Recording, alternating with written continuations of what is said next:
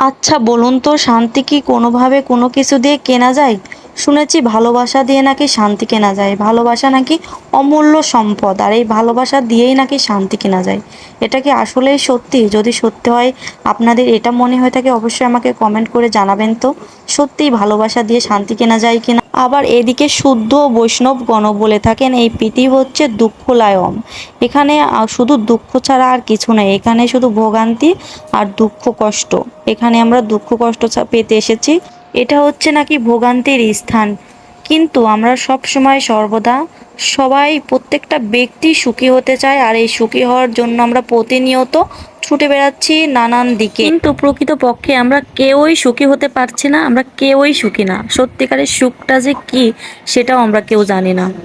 কিন্তু প্রকৃতপক্ষে আমরা যদি সত্যি সুখী হতে চাই, তাহলে ভগবান শ্রীকৃষ্ণের সেবায় আমাদের নিযুক্ত হতে হবে। এটাই হলো জীবনের চরম সত্য কথা। ভগবান শ্রীকৃষ্ণের সেবায় নিজেকে নিয়োজিত করতে পারলে প্রকৃত সুখী হওয়া যাবে। এটা আমি জানি, উপলব্ধি করতেও পারি, কিন্তু আমি নিজেই নিযুক্ত হতে পারি না সর্বদা। তাহলে আমি কাকে কি উপদেশ দেবো বলুন? আমি নিজেই তো ভগবানের সেবায় নিযুক্ত হতে পারছি না, কারণ আমার কামনা আছে অনেক, বাসনা আছে অনেক। এই যে প্রতিনিয়ত আমি দুঃখ পাচ্ছি, কষ্ট পাচ্ছি, এর কারণ তো আমি নিজেই না।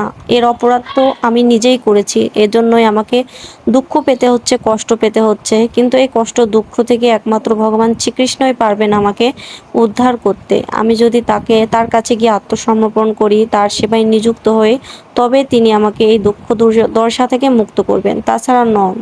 কিন্তু কিভাবে এসব কিছুর উত্তীর্ণ হয়ে যাব তার কাছে, সেটাই তো যেতে পারছি না। আর যেতে পারছি না জন্যই প্রতিনিয়ত কষ্ট পাচ্ছি, দুঃখ পাচ্ছি। অপরাধ করতে না চাইলেও যেন বাধ্য হচ্ছি অপরাধ করতে, অপরাধ করেই ফেলছি। মিথ্যা কথা বলতে না চাইলেও যেন মিথ্যা কথা ওই বলা হয়েই যাচ্ছে, দিনের মধ্যে দু একটা মিথ্যা কথা। যাই হোক, অত জ্ঞানের কথা আমি জানিও না, বুঝিও না। যতটুকু জানি যে দুঃখ কষ্ট থেকে মুক্তি পেতে হলে একমাত্র ভগবানের শরণাপন্ন হতে হবে, ভগবানের কাছে আশ্রয় গ্রহণ করতে হবে, তাহলেই হয়তো দুঃখ কষ্ট থেকে মুক্তি পাওয়া যাবে। কিন্তু আমি কবে ভগবানের কাছে আশ্রয় পাবো, ভগবানের সেবায় সর্বদা নিযুক্ত হতে পারবো, আর কবে এই দুঃখ কষ্ট থেকে মুক্তি পাবো, আমি নিজেও জানি না।